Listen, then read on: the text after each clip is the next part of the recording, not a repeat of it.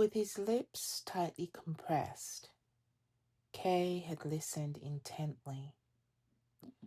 The wood he was sitting on had rolled asunder, though he had not noticed it.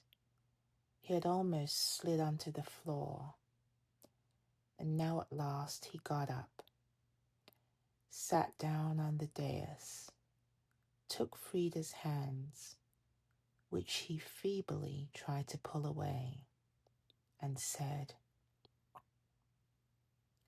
"In what you said, I haven't always been able to distinguish the landlady's sentiments from your own."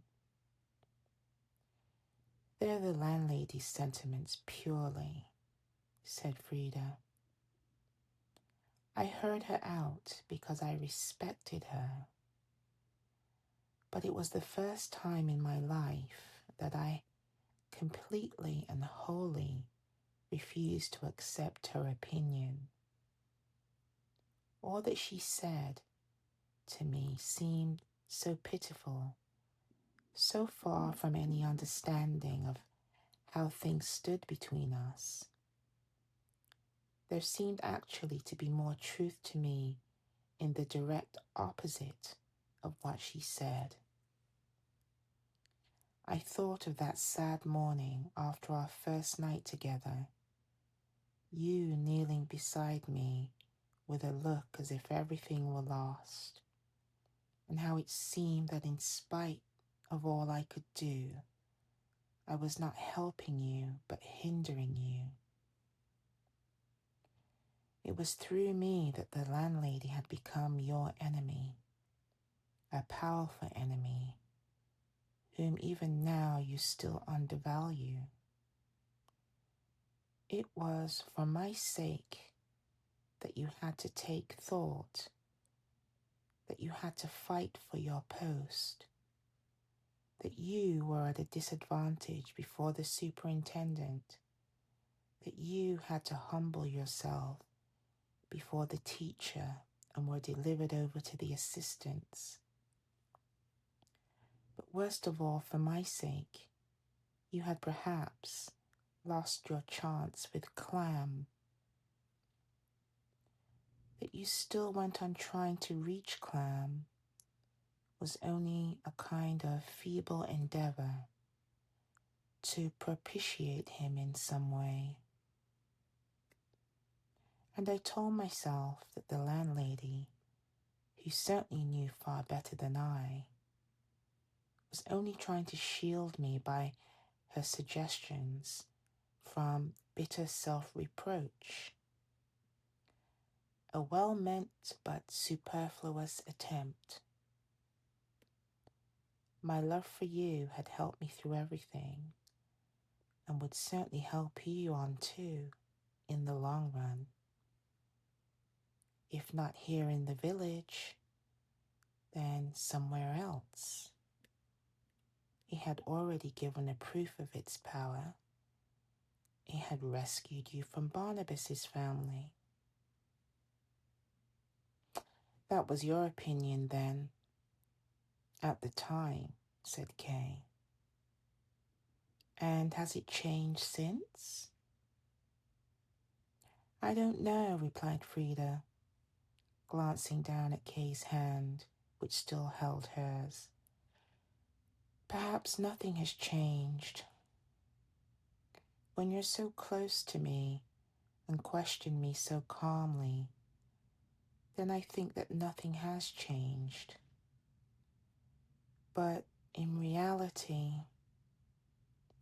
she drew her hand away from Kay, sat erect opposite him, and wept without hiding her face.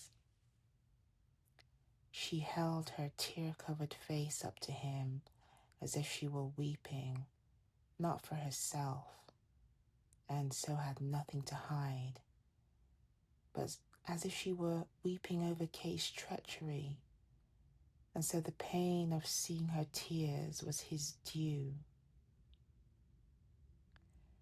But in reality, everything has changed since I've listened to you talking with that boy.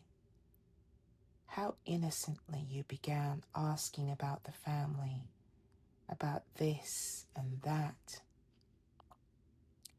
To me, you looked just as you did that night when you came into the tap room, impetuous and frank, trying to catch my attention with such a childlike eagerness.